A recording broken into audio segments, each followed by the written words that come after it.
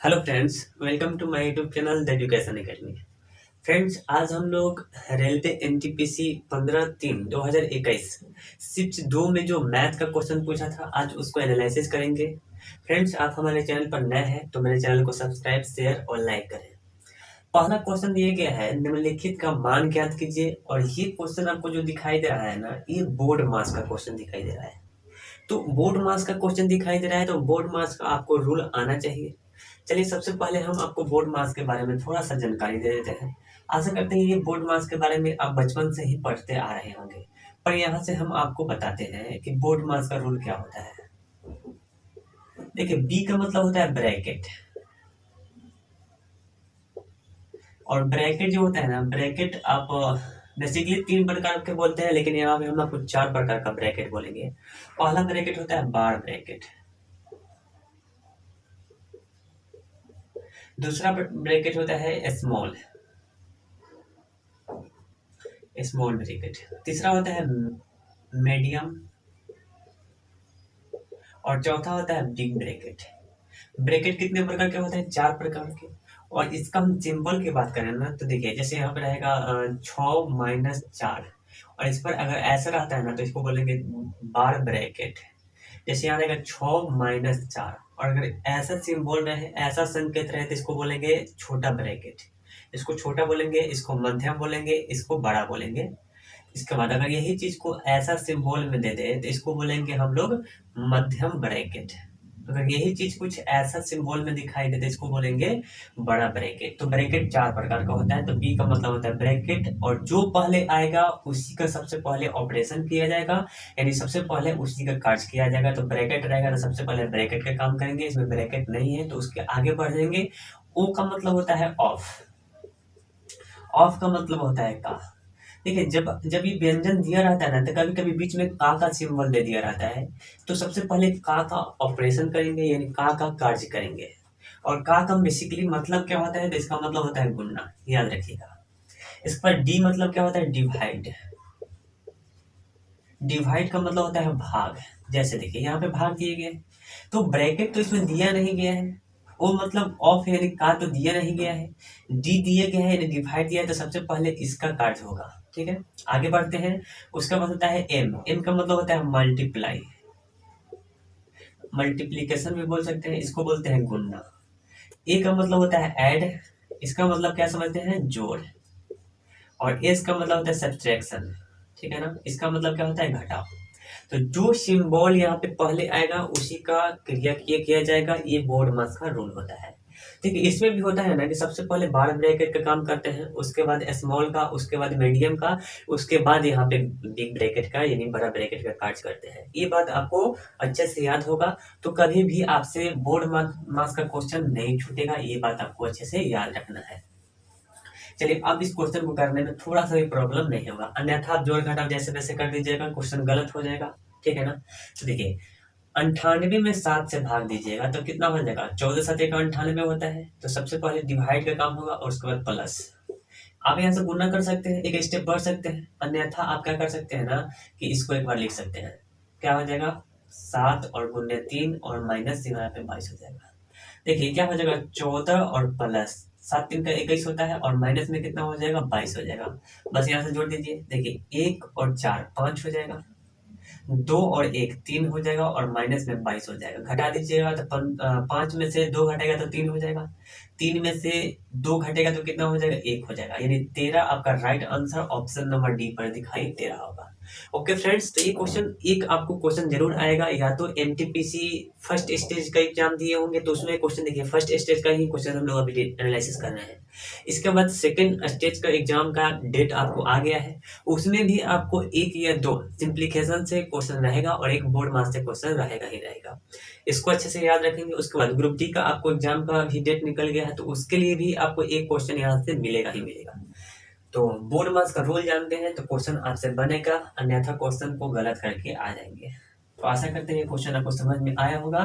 चलिए friends, question next आपको board पर आपको दिखाई दे रहा होगा, एक बार क्वेश्चन को पहले पढ़िए। क्वेश्चन नंबर 2 दिए गया है ना कि 10,000 रुपये की राशि पर 12% की वार्षिक दर से 5 वर्ष का साधारण ब्याज ज्ञात करना है। देखिए साधारण ब्याज यानी सिंपल इंटरेस्ट का क्वेश्चन दिया गया है, और सिंपल इंटरेस्ट का क्वेश्चन जो होता है ना, एक फॉर्मूला आपको याद होगा, पी आर टी अपॉन क्या होता है 100। पी आर टी अपॉन क्या होता है 100, principal into rate into time upon 100 होता है। जहां आपको क्वेश्चन में गिवन है सर, गिवन क्या क्या है, तो प्रिंसिपल का वैल्यू दिया गया है 10,000, और आर का वैल्यू दिया गया है और टी का वैल्यू दिया गया है। आर का वैल्यू कितना दिया गया है, तो 5, आर का वैल्यू दिया गया है सर 5 वर्ष, सॉरी आर का वैल्यू, ये 5 वर्ष जो दिया गया है ना, ये टाइम का वैल्यू दिया गया है, और आर का वैल्यू दिया गया है 12%। सिंपल सी क्वेश्चन को बनाने के लिए देखिए, ये क्वेश्चन को बनाने के लिए हम लोग ये फॉर्मूला को यूज कर लेते हैं। अन्यथा यहाँ से एक बात आपको याद रहना चाहिए कि जब भी साधारण ब्याज ज्ञात करना होगा ना, तो हमेशा 80% करेंगे। साधारण ब्याज जो होता है ना, हमेशा 80% होता है। यानी आप यहाँ से डायरेक्ट बना सकते हैं। कब, देखिए प्रिंसिपल कितना दिया गया है, प्रिंसिपल आपको 10,000 दिया गया है, और हमको सिंपल इंटरेस्ट ज्ञात करना है, तो हमेशा 80% होता है। तो 80 मतलब कितना हो जाएगा, 12 बचेगा 60, यानी 60% निकालिएगा, यही आपका क्या हो जाएगा, आंसर हो जाएगा। देखिए ये जो हम निकाले हैं ना, ये हल करने का तरीका जो लाए हैं, यही फार्मूला से लाए हैं, ठीक है ना। अब यहाँ से देखिए प्रतिशत से 2 जीरो कट जाएगा, और 6 इकाई का 6, और देखिए 1 2 3, यानी कितना हो जाएगा 3 जीरो, यानी 6000 आपका राइट आंसर हो जाएगा। ये क्वेश्चन को ऐसे बना लेंगे। अन्यथा अगर ये आपको अच्छा नहीं लगता है, तो फॉर्मूला यूज कर लीजिए। पी का वैल्यू कितना दिया गया है, 10,000 दिया गया है। आर का वैल्यू कितना दिया गया है, तो आर का वैल्यू दिया गया है 12, टी का वैल्यू दिया गया है 5। अब देखिए बट्टा 100 है ना, तो इसी को तो हम लोग प्रतिशत बोलते हैं। ये बट्टा 100 है, यानी इसी को तो हम लोग प्रतिशत बोलते हैं। देखिए यही फॉर्मूला से हम लोग यहाँ पे हल किए हैं।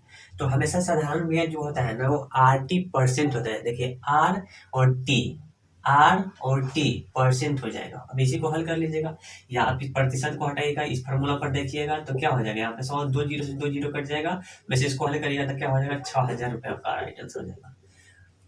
आशा करते हैं क्वेश्चन समझ में आया होगा। क्वेश्चन नंबर 2 आपको दिखाई दे रहा है, एक बार क्वेश्चन को पढ़िए, तब तक हम क्वेश्चन को रफ करते हैं।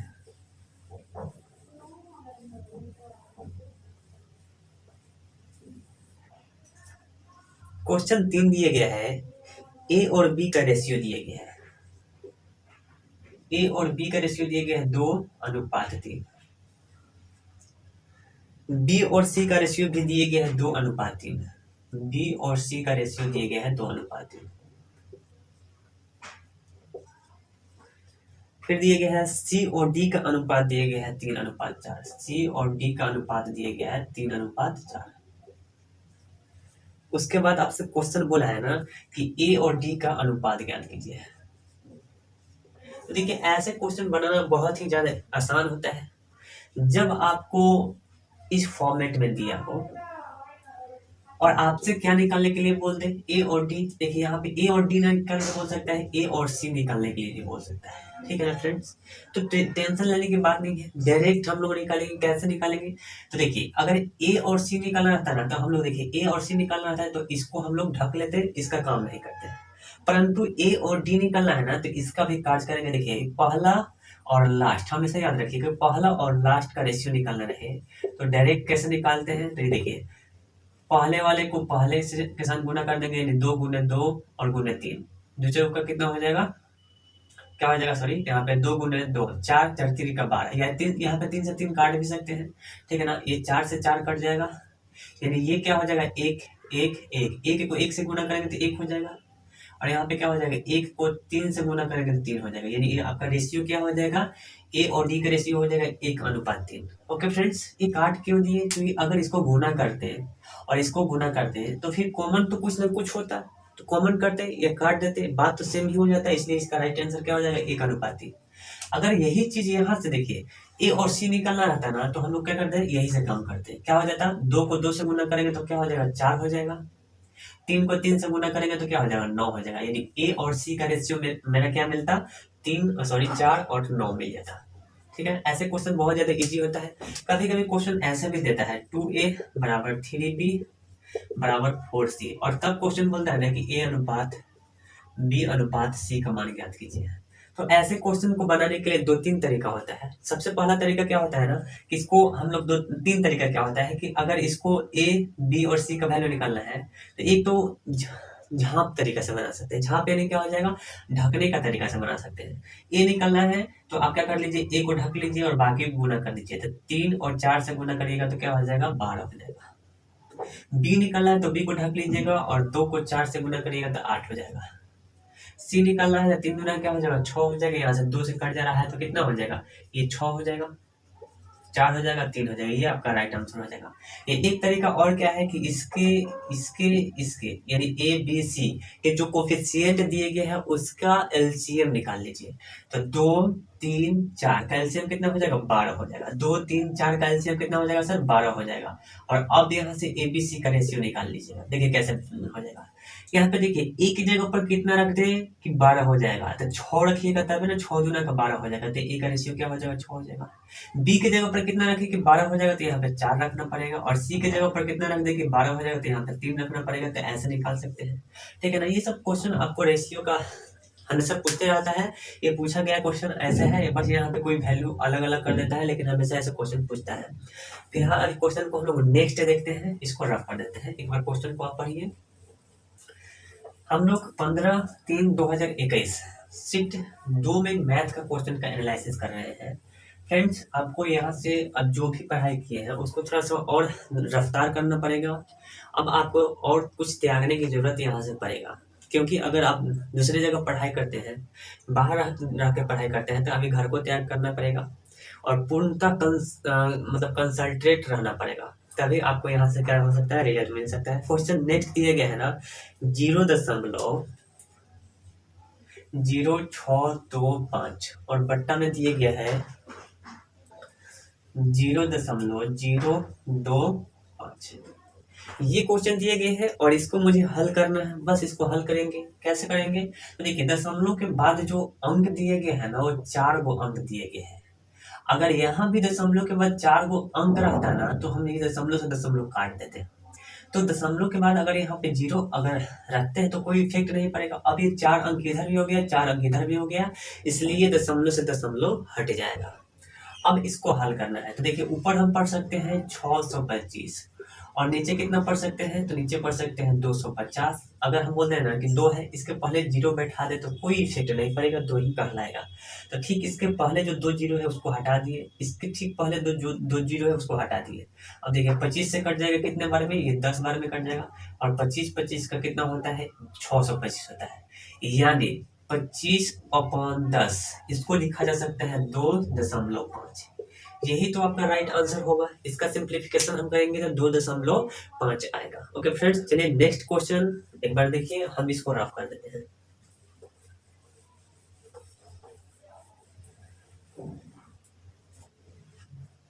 क्वेश्चन नेक्स्ट दिया गया है ना कि यदि किसी वर्ग के परिमाप और क्षेत्रफल संख्यात्मक मान बराबर है तो वर्ग का भुजा का मान ज्ञात करना है। तो यहाँ पे क्वेश्चन में वर्ग की बात बोला है। वर्ग कुछ हम लोग ऐसे देखते हैं, वर्ग को कैसे देखते हैं सर, ऐसे देखते हैं कि ए होता है, बी सी डी। वर्ग के बारे में थोड़ा सा जानकारी ले लीजिए। जो स्क्वायर होता है उसका 4 साइड होता है, 4 एंगल होता है, 4 शीर्ष बिंदु होता है। ये बेसिक बात है, इससे कोई बहस नहीं है। पर जो मेन बहस है उसके बारे में जानकारी लेते हैं। वर्ग के जो सभी साइड होते हैं, सभी भुजा होता है, वो आपस में बराबर होते हैं। यानी सर ये जो होगा ना, ए बी भुजा होगा, बी सी होगा, सी डी होगा और ए डी होगा। इस चारों भुजा आपस में बराबर होगा। अगर ए बी को हम लोग ए बोल देते हैं तो बी सी भी ए कहलाएगा, सी डी भी ए कहलाएगा और ए डी भी ए ही कहलाएगा। तो ये अगर ए होता है तो ये भी ए हो जाएगा, ये भी ए हो जाएगा, ये भी ए हो जाएगा। और यहाँ पे प्रतीक जो कोण बनता है हमेशा समकोण बनता है, यानी 90 डिग्री कोण बनता है। ये सब कुछ बातें आपको याद रखना चाहिए। अब यहाँ से आपको मेन फॉर्मूला यहाँ पे क्या होता है ना, देखिए वर्ग का जो क्षेत्रफल होता है ना, वर्ग का क्षेत्रफल भुजा स्क्वायर होता है। क्या होता है सर, वर्ग का जो एरिया होता है वो भुजा स्क्वायर होता है, ठीक है। वर्ग का जो परिमाप होता है ना, वो क्या होता है, 4 गुणे भुजा होता है, यानी 1 2 3 4 4 गुणे भुजा होता है। तो ये बात आपको याद रखना है। अब क्वेश्चन वालों ने क्या आपसे क्वेश्चन पूछ दिया कि वर्ग का क्षेत्रफल और वर्ग का परिमाप ये संख्यात्मक रूप से बराबर है। यानी वर्ग का क्षेत्रफल की बात करें तो कितना हो जाएगा, वर्ग का क्षेत्रफल सर भुजा स्क्वायर होता है, तो भुजा को हम लोग ए बोल देते हैं। और परिमाप क्या हो जाएगा, तो परिमाप क्या हो जाएगा 4 गुने भुजा। अब क्वेश्चन में बोला है ना कि ये जो आपका वर्ग दिया है, वर्ग का भुजा क्या होगा, यानी ए क्या होगा। यहाँ पे 2 को ए है, यहाँ पे ए को ए है, कट जाएगा, यानी ए बराबर क्या हो जाएगा 4। तो भुजा का वैल्यू सर कितना हो जाएगा 4, आपका राइट आंसर हो जाएगा। आशा करते हैं क्वेश्चन समझ में आया होगा। क्वेश्चन को बनाने वाला था ही नहीं, बस ओरली क्वेश्चन को हल कर सकते थे, पर हम आपको समझाए हैं इसलिए इतना लिखे हैं। ये बात आपको अच्छे से याद होना चाहिए कि वर्ग का क्षेत्रफल भुजा स्क्वायर और वर्ग का परिमाप 4 गुने भुजा होता है। फिर ये क्वेश्चन को बनाने की जरूरत नहीं पड़ेगा, ओरली क्वेश्चन को कर लीजिएगा। देखिए क्वेश्चन का जो पूछने का पैटर्न होता है ना, 50% ऐसा क्वेश्चन, देखिए तो 4 तरह के सेटर जो होता है वो क्वेश्चन सेट करता है। 25% क्वेश्चन ऐसा होता है ना कि आपको पेन उठाने की जरूरत नहीं पड़ेगा, ठीक है। 25% ऐसा क्वेश्चन होता है ना कि पेन आपको उठाना ही पड़ेगा। 25% ऐसा क्वेश्चन होता है ना कि पेन पेपर दोनों उठाना पड़ेगा, पेन पेपर दोनों उठाना पड़ेगा। और 25% ऐसा क्वेश्चन होता है ना कि पेन पेपर के साथ ब्रेन को बहुत लगाना पड़ेगा। यानी आप अगर अच्छे से डीपली मैथ पढ़े हैं, यानी अच्छे से पढ़े हैं, कंसेप्ट क्लियर है, फार्मूला क्लियर है, बहुत रिवाइज किए हैं, तभी ये 25% क्वेश्चन को कर सकते हैं, तभी आपको पूरा मैथ आएगा। ऐसा पैटर्न क्वेश्चन का रहता है। तो क्वेश्चन को आप लोग को इजी क्वेश्चन को तो इग्नोर करना ही चाहिए फिलहाल। जो क्वेश्चन आपसे नहीं बन रहा है उसको बार बार आपको बनाना चाहिए, बार बार उसको देखना चाहिए। क्वेश्चन नेक्स्ट दिए गए है ना, यदि बहुपद दिए, बहुपद समझते हैं ना, पॉलिनोमियल बहुपद कहते हैं कि इसको है। यदि कोई व्यंजन दिए गए हैं और एक्स में दिए गए हैं, और कोई बहुपद दिए गए हैं वो एक्स में दिए गए हैं, तो वो एक्स का जो पावर होगा वो पूर्ण संख्या होगा, तभी हम लोग क्या कहेंगे, बहुपद कहेंगे। बहुपद दिए गए हैं 4x पर पावर 3, 4x पर power 3 plus ax square minus 3x plus 1। फिर आपको दिए गया और x पर power 4 plus x square minus x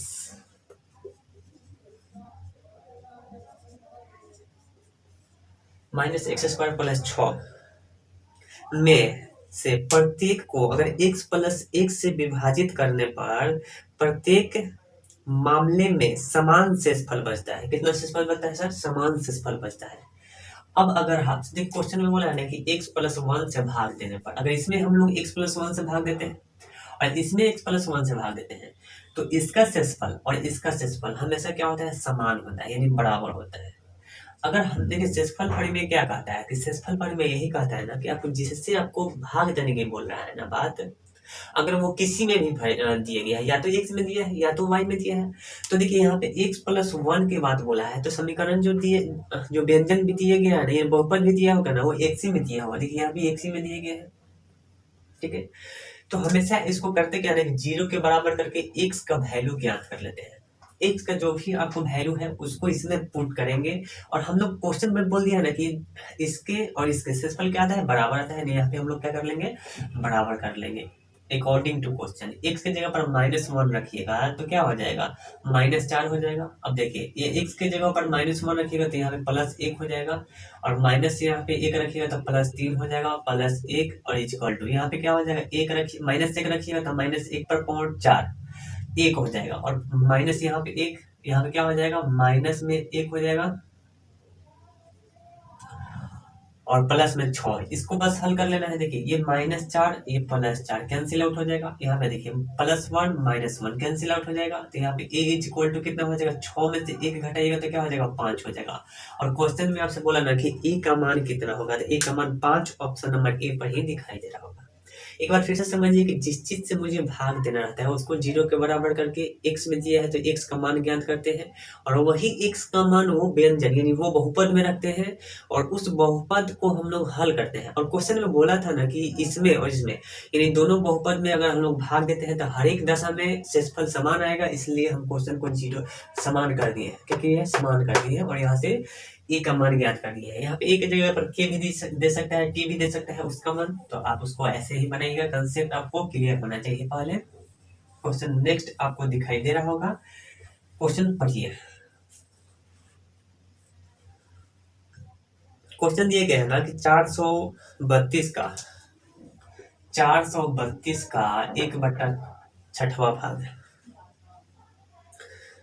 216 का 3/4वां भाग से कितना कम है। देखिए कम और अधिक की बात करेगा ना, कभी भी क्वेश्चन आपको कम या अधिक की बात करेगा ना, तो हमेशा याद रखिएगा कि डिफरेंट का बात कर रहा है, यानी अंतर की बात कर रहा है। बस इसको हल कर लीजिए। देखिए 6 से कट जाएगा, क्या हो जाएगा, 6 7 का 42 और 6 दूना का 12, यानी ये हो जाएगा 32। देखिए 4 से कटेगा, 4 5 का 20 और यहाँ पे क्या हो जाएगा, 16 हो जाएगा, तो 4 चौका 16 हो जाएगा। यानी 3 से इसमें गुना करेगा तो कितना हो जाएगा, 3 चौका 12 हो जाएगा, 3 पंचे का 15 और 1 16 हो जाएगा। और ये बोला है ना क्वेश्चन कि ए और ये एक दूसरे से कितना कम है, कम यानी डिफरेंट की बात कर रहा है, तो इसमें ये दोनों का डिफरेंट ही मेरा क्या हो जाएगा, आंसर हो जाएगा। यानी घटा दीजिए, 12 में से 16 घटाइएगा तो कितना हो जाएगा, ये 0 हो जाएगा और ये कितना हो जाएगा, ये आपका हो जाएगा 7 7 14 15 16 यानी 9 हो जाएगा। ये आपका 90 आपका राइट आंसर होगा। और आपके ऑप्शन में भी 90 का ही दिखाई दे रहा होगा, ऑप्शन डी में दिखाई दे रहा है। ओके फ्रेंड्स, क्वेश्चन अभी आपसे बोला कि ये और ये एक दूसरे से कितने कम है, कम या अधिक की बात जब भी क्वेश्चन में बोले तो हमेशा अंतर को समझिएगा। किसको समझिएगा सर, अंतर को समझिएगा। तो ये आपका 90 राइट आंसर हो जाएगा। और काम मतलब होता है गुणना, क्या होता है, काम मतलब होता है गुणना, ये आपको याद होने चाहिए, बोर्ड मार्क्स में अभी बता के आए हैं। क्वेश्चन दिए गए हैं ना कि उमेश और कपिल ने क्रमशः 750 और 975, देखिए 750 रुपया और 975 रुपया की बात बोला है, ये दोनों दान में देता है। उमेश और कपिल द्वारा दान दी गई राशियों का अनुपात ज्ञात करना है। देखिए फ्रेंड्स, अनुपात की बात बोला है, तो अनुपात किसे कहते हैं ये बात आपको अभी हम बताते हैं। अनुपात जो होता है ना, अगर 2 या 2 से अधिक राशि को हम लोग अनुपात में तभी समझेंगे जब वो 2 या 2 से अधिक राशि का जो मात्रक होता है ना वो सेम होना चाहिए।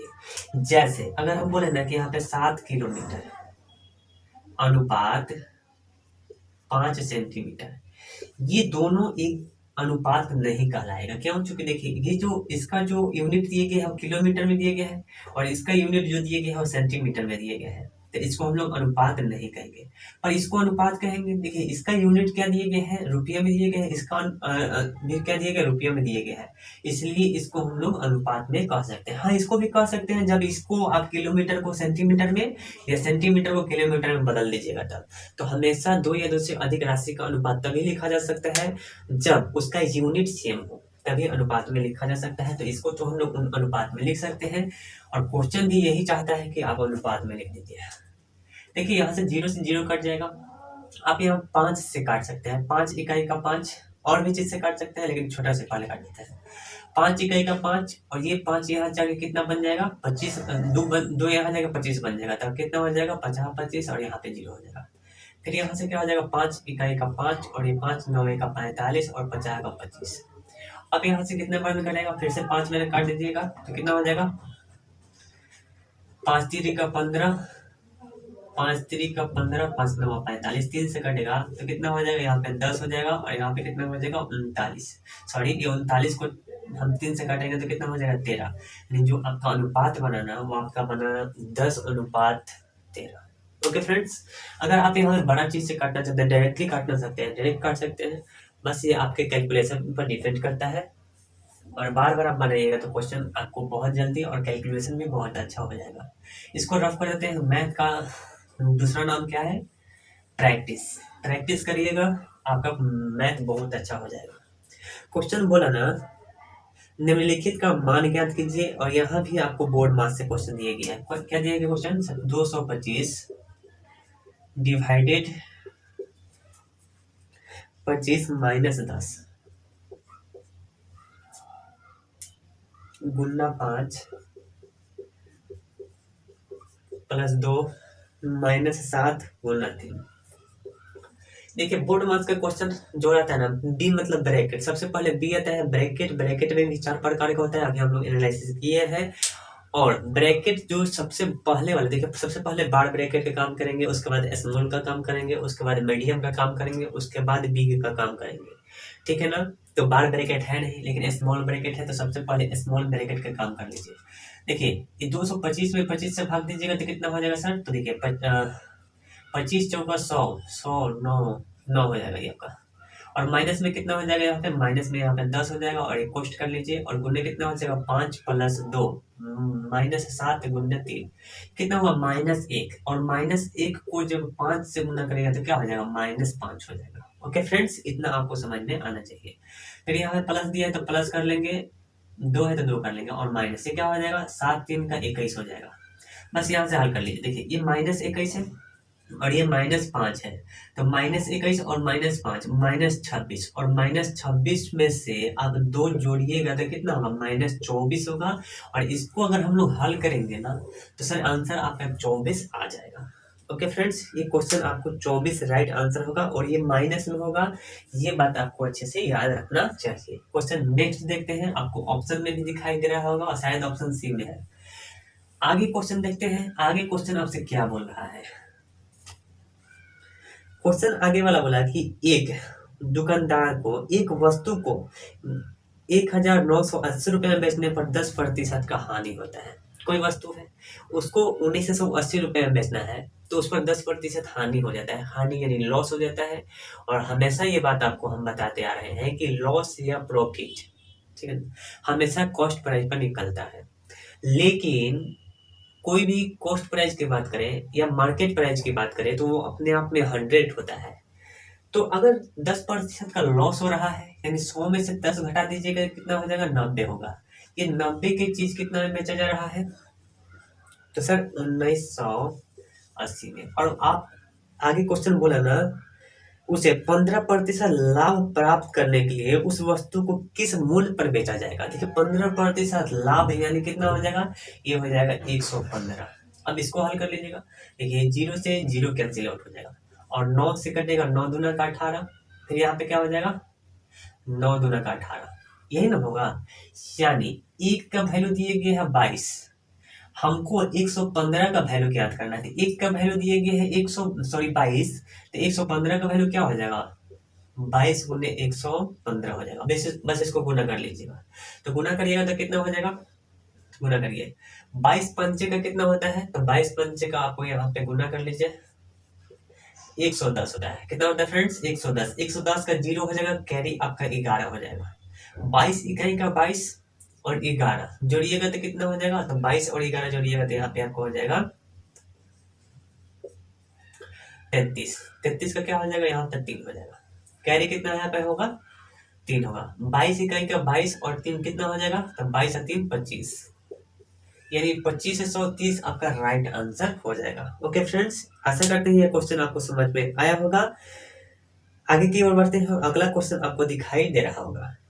25 130 पहला ही आपको ऑप्शन में दिखाई दे रहा होगा। अगला क्वेश्चन आगे एक बार, इस क्वेश्चन को आप समझे कि नहीं, या इस क्वेश्चन को आप दूसरे तरीका से सोचते हैं ना, तो दूसरे तरीके से सर वही सोचते हैं ना कि देखिए 1980 रुपए की कोई वस्तु है, उसको बेचने पर 10% का हानि हो रहा है, यानी यहाँ पे 90 होगा। फिर क्वेश्चन बोला ना कि उस वस्तु को कितने रुपए में बेचा जाए कि 15% का लाभ हो जाएगा, यानी 15% लाभ, यानी 100 में अगर 15 जोड़िएगा तो 115 हो जाएगा। बस इसको हल करिएगा तो कितना हो जाएगा, ये 22 हो जाएगा, और 22 को 115 से गुना करिएगा तो फिर से वही तो आ जाएगा, 1530 ही आ जाएगा। तो ऐसे भी सोच सकते हैं या ऐसे भी सोच सकते हैं, जिस तरह आपको सोचने में सहूलियत हो वैसे सोच सकते हैं।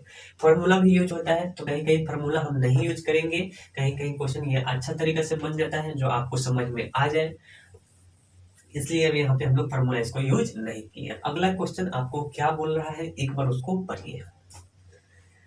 क्वेश्चन बोल रहा है ना कि a पर पावर 2x बराबर b। देखिए a पर पावर 2x बराबर b, यानी यहाँ पे ऐसे समझिए ना कि b का वैल्यू दिया गया है a के पावर 2x,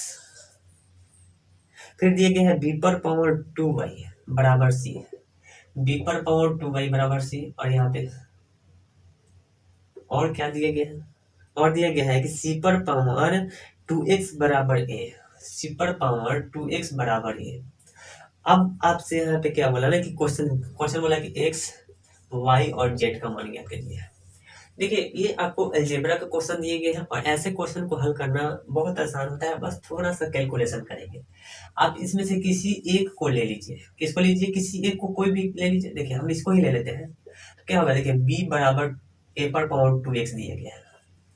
देखिए यहाँ पे a की जगह पर आप लिख सकते हैं क्या, c पर पावर 2x, a की जगह पर लिख सकते हैं सर c पर पावर 2x, तो क्या हो जाएगा c पर पावर 2x, पर पावर कितना हो जाएगा 2x हो जाएगा। इतना बात तो आपको याद होना। देखिए यहाँ पे शायद क्वेश्चन यहाँ पे x लिखा गया है, तो कुछ यहाँ पे मिस्टेक तो हो रहा है सर, यहाँ पे z दिया गया है, सॉरी, तो यहाँ पे z हो जाएगा। और इसको हल करिए, देखिए c है तो c को लिख लीजिए। अब आपको एक रूल याद होना चाहिए कि a के पावर m पर पावर n रहता है ना, तो पावर में पावर से गुना हो जाएगा, यानी क्या हो जाएगा, a के पावर m इंटू n हो जाएगा। तो वैसे ही यहाँ पे 2z को 2x से गुना करेगा तो क्या हो जाएगा, 4xz हो जाएगा। और थोड़ा सा आगे बढ़ जाइए, अब अगर यहाँ पे हम c का मान रख लेते हैं, सर c का मान मुझे दिख रहा है b पर पावर 2y, तो क्या होगा b के पावर 2y और पर पावर दिया गया है 4xz। फिर यहाँ पे पावर में पावर से गुना हो जाएगा। देखिए दो और 4 का गुना होता है 8, एक्स वाई जेड। और यहाँ क्या चल रहा है सर, तो यहाँ पे चल रहा है आपका b चल रहा है। फिर घात घातांक का रूल आप जानते हैं कि a के पावर m रहे और a के पावर n रहे, यानी आधार आधार समान आपको कहीं दिखाई देते हैं, तो इसको क्या लिखा जा सकता है, इसको लिखा जा सकता है m बराबर n लिखा जा सकता है। ओके फ्रेंड्स, यानी पावर पावर को भी समान कर देते हैं। तो देखिए यहाँ b है, यहाँ भी b है, यानी आधार आधार समान है, तो घात घात को भी समान कर लेंगे। घात इसका एक छुपे रहता है, तो एक बराबर क्या हो जाएगा 8xyz। यानी यहाँ से आप क्या कर सकते हैं, एक्स वाई का मान निकालना है, तो एक्स वाई का मान यहाँ से आपका आ जाएगा, एक्स वाई जेड का मान क्या हो जाएगा 1/8। देखिए ये 8 को हम क्या कर देंगे, बट्टा कर देंगे, तो यानी क्या हो जाएगा, यही तो आपका आंसर हो जाएगा, एक्स वाई जेड का मान 1/8 हो जाएगा। आशा करते हैं फ्रेंड्स क्वेश्चन समझ में आया होगा। नहीं समझ में आया तो एक बार फिर से वीडियो को थोड़ा सा बैक कर लीजिएगा, इसको समझने का प्रयास करिएगा। हम यहाँ से किसी एक को ले लिए हैं, यानी इस पहला ही इक्वेशन को ले लिए हैं, आप चाहें तो इस इक्वेशन को भी लेकर हल कर सकते हैं, ठीक है ना। हम इसको लिए हैं, आप इसको भी लेकर हल कर सकते हैं या इसको भी लेकर हल कर सकते हैं, आंसर आ जाएगा। रफ करते हैं, क्वेश्चन नेक्स्ट को बताने का प्रयास करते हैं। ध्यान से देखिए क्वेश्चन एक बार। जो भी हम लोग क्वेश्चन बता रहे हैं ये एकदम ओरिजिनल क्वेश्चन है, ऐसा नहीं कि हम अपने आप से क्वेश्चन बता रहे हैं। सब जो भी क्वेश्चन बता रहे हैं, अगर आप लोग को ऐसा लग रहा होगा कि हम क्वेश्चन अपने मन से ले रहे हैं, तो ऐसा कुछ नहीं है। आप ये बुक को देख सकते हैं, ये रेलवे गणित यानी मैथमेटिक्स का बुक है, और ये वॉल्यूम 4 है, प्लेटफॉर्म का बुक है, बहुत अच्छा प्लेटफॉर्म का बुक है। रेलवे के लिए तो प्लेटफॉर्म अपने आप में ब्रांड है, ये तो आप जानते ही हैं। तो यही बुक को हम लोग क्या कर रहे हैं, फॉलो कर रहे हैं। क्वेश्चन नेक्स्ट क्या बोल रहा है, ध्यान से देखिए। निम्नलिखित में से कौन सा समीकरण y अक्ष के समानांतर है। देखिए y अक्ष के समानांतर की बात बोला है ना, और आपको ऑप्शन भी दिए गया है। पहला ऑप्शन दिया गया है क्या सर, तो पहला ऑप्शन दिया गया है 2x plus y equal to 0। दूसरा ऑप्शन दिया गया है x प्लस 3 प्लस 4 सॉरी बराबर 4 है,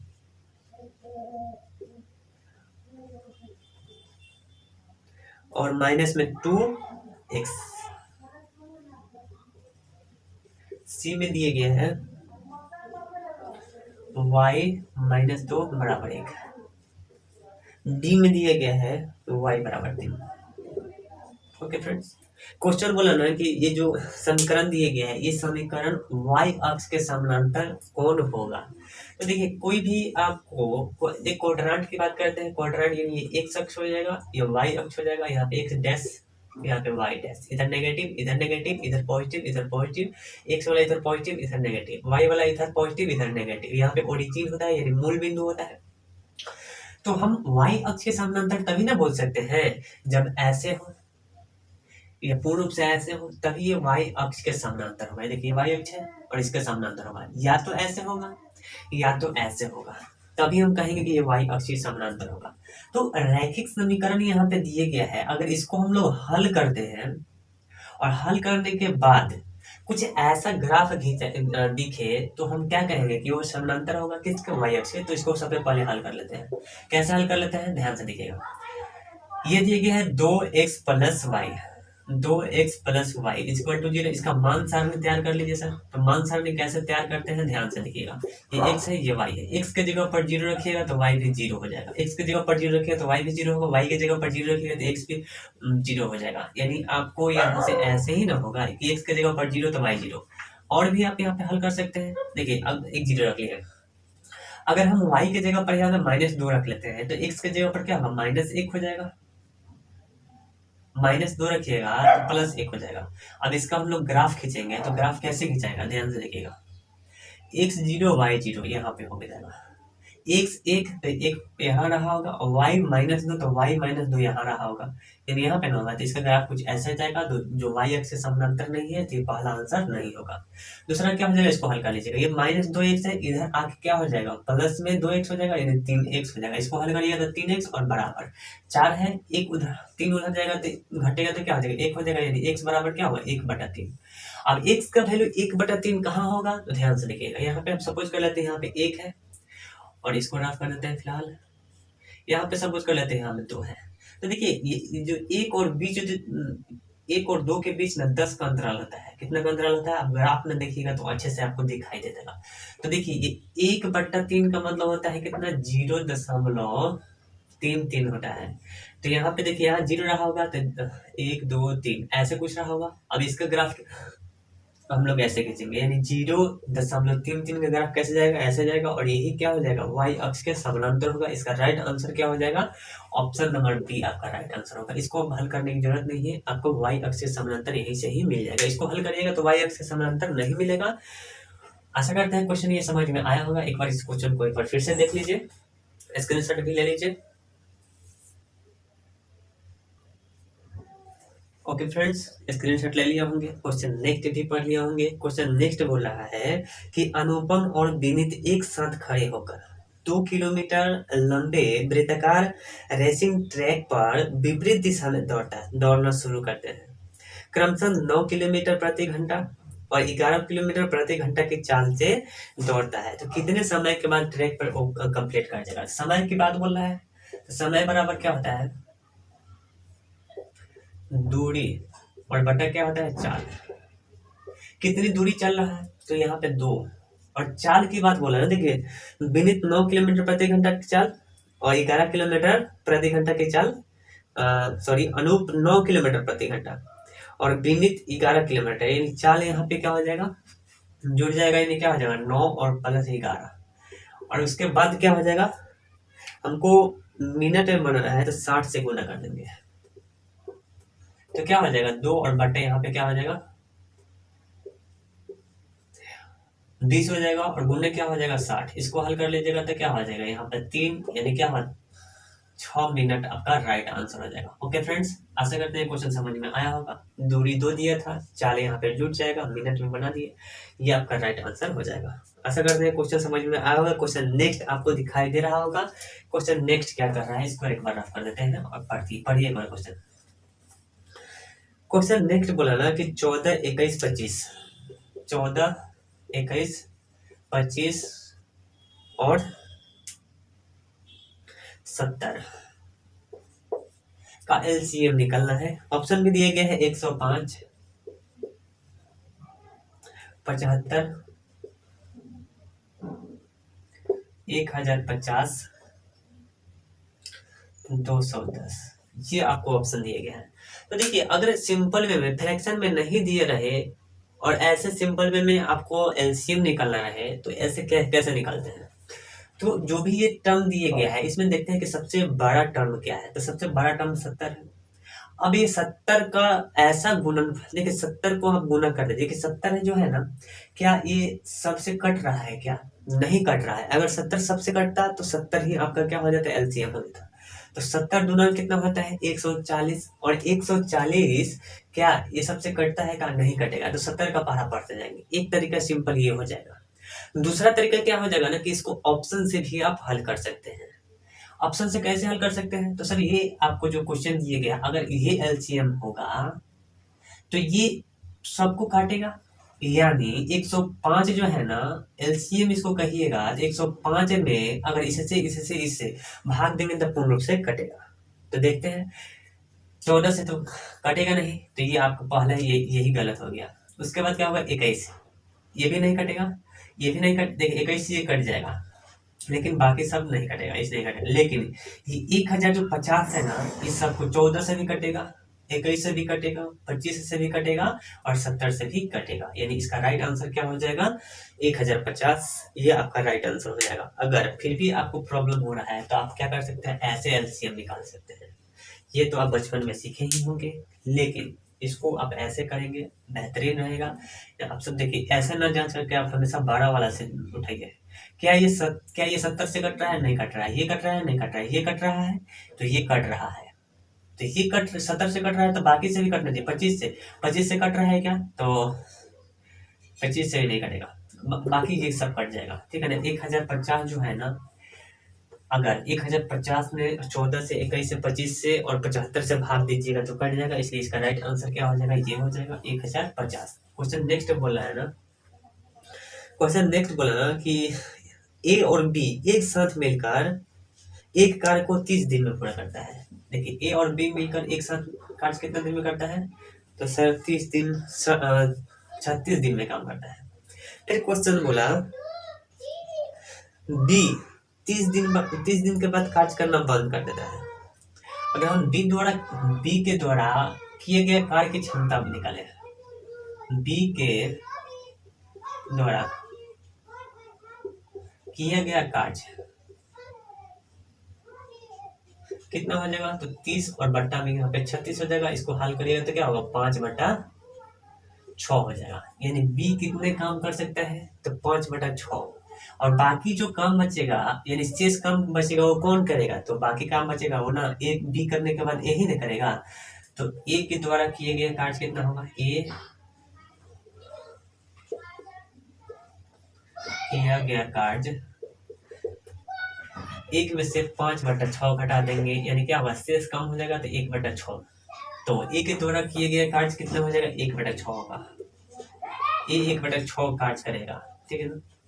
ए 1/6 कार्य शेष का कार्य करेगा। उसके बाद आगे क्वेश्चन पढ़ते हैं। फिर आप क्वेश्चन बोला ना, तो कार्य कुल 30 दिन में पूरा हो जाएगा, तो ए अकेले कितने दिन में काम करेगा। देखिए, कुल कार्य 30 दिया गया है, जिसमें आपको ए के द्वारा 30 दिन में काम किया जाता है, यानी कितना हो जाएगा, 10 हो जाएगा, बाकी 10 ही ना हो जाएगा। कुल कार्य 40 है, जिसमें 30 कार्य कर रहा है बी, तो ए कितना करेगा, 10 करेगा। अब यही ए का जो वैल्यू हो जाएगा वो कितना हो जाएगा, ये बस 60 हो जाएगा, यानी ए का कार्य शक्ति कितना हो जाएगा, 60 आपका राइट आंसर हो जाएगा।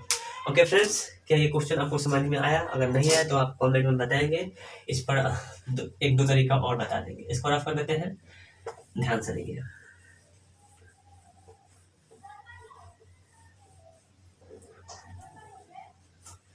चलिए, क्वेश्चन नेक्स्ट बोल रहा है ना, निम्नलिखित को हल करिए। क्या करिए, निम्नलिखित को हल करिए। √196/7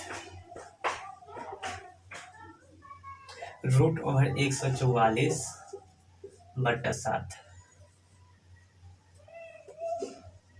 120/√225 इज इक्वल टू व्हाट। ये आपको सिंपल करना है, सिंप्लीफिकेशन करना है। देखिए, 96 का वर्गमूल कितना होता है, 14 होता है और बट्टा 7। 144 का वर्गमूल कितना होता है, 12 और बट्टा 7। 120 और बट्टा, देखिए 225 का वर्गमूल कितना होता है, तो 225 का वर्गमूल होता है यहाँ पे 15 होता है। अब इसको हल कर लीजिए, देखिए 7 दूना का 14 हो जाएगा, होगा ना। अब इसको और हल करिए तो क्या हो जाएगा, 3 से ये कट जाएगा कितने बार में, तो 3 से 5 बार में कटेगा, और 3 से ही कितने बार में कटेगा, तो ये कटेगा आपका 4 बार में, ठीक है ना। 5 से ये कटेगा, 5 दूना का 10, 5 चौका 20, यानी 24 बार में कट जाएगा। और कटेगा क्या, 5 दूना 10, 5 चौका 20, ठीक है। यानी क्या होगा, 2 गुने 4 गुने 24, और बट्टा में कितना हो जाएगा, 7 हो जाएगा। और कुछ कटेगा क्या सर, सॉरी, यहाँ पे कितना दिया गया है, यहाँ पे क्वेश्चन में दिए गए हैं 441 दिया गया है, तो 441 का वर्गमूल कितना हो जाएगा, 21 हो जाएगा। सॉरी, लिखने में कुछ मिस्टेक हो गया, इसको एक बार फिर से देखते हैं। 96 का वर्गमूल कितना हो जाएगा, तो 14 होगा बटा 7। 441 का वर्गमूल कितना हो जाएगा, 21 बटा 7। 120 और बट्टा में कितना हो जाएगा, 15 होगा, ठीक है ना।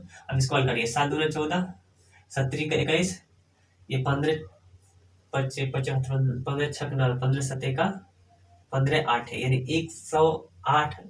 8 पर में क्या हो जाएगा, ये कट जाएगा। अब इसको हल करिए, 8 दूना का 16, 16 का कितना होगा, 48 आपका राइट आंसर हो जाएगा। सिंपल वे में इसको हल कर सकते हैं, ठीक है। आशा करते हैं ये क्वेश्चन आपको समझ में आया होगा।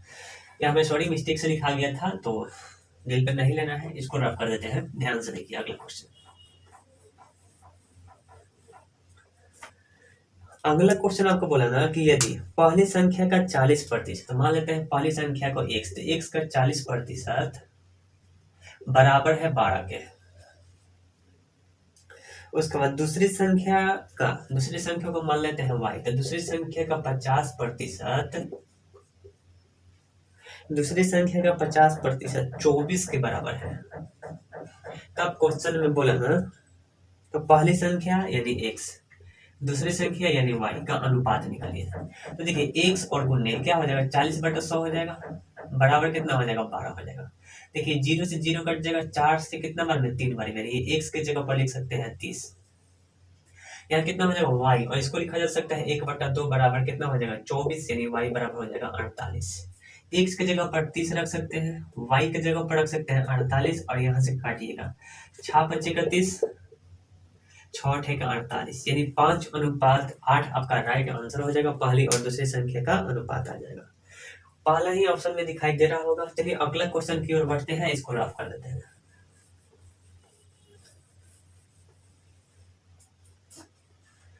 क्वेश्चन नेक्स्ट दिया गया, वह बड़ी से बड़ी संख्या ज्ञात कीजिए जो 58, 75 और 97 से भाग देने पर को विभाजित करने पर क्रमशः 4, 3 और 7 ये शेषफल बचे, ठीक है ना। और ऑप्शन दिया गया 14, 18, 2, 34, 14, 18, 2, 34, ये आपको ऑप्शन दिए गया। चलिए इस क्वेश्चन को ऑप्शन से हम लोग बना के अच्छा महसूस करें, ठीक है ना। ध्यान से देखिएगा, अगर इसमें हम क्या चीज से भाग दें कि प्रत्येक दशा में कितना कितना है, तो 4, 3, 7 है। तो अगर 14 से इसमें भाग दीजिए, 14 से इसमें भाग दीजिएगा तो 4 आना चाहिए शेषफल, 14 से इसमें भाग दीजिएगा 3 आना चाहिए शेषफल, 14 से इसमें भाग दीजिएगा 7 आना चाहिए शेषफल। तो हम बोलेंगे क्या हो जाएगा, ये 14 से 14 आपका राइट आंसर हो जाएगा, ठीक है ना। 14 से भाग दीजिएगा, 14 चौके 56 होता है, यानी 4 शेषफल आ जा रहा है, ठीक है। 14 × 25 = 70, 5 शेषफल आ रहा है, जो ये आपका गलत हो जाएगा। 18 से भाग दीजिए, 18 × 3 = 54, शेषफल 4 आ जा रहा है। 18 चौक 72, 3 शेषफल आ जा रहा है। 18 × 25 = 90, 7 शेषफल आ रहा है, यानी इसका राइट आंसर क्या हो जाएगा, तो इसका राइट आंसर हो जाएगा 18, ये आपका राइट आंसर होगा। ओके फ्रेंड्स, तो फ्रेंड्स आज का सेशन हम लोग का यहीं तक रहेगा। कैसा वीडियो लगा आप कमेंट बॉक्स में जरूर कमेंट करेंगे। Thank you, take care.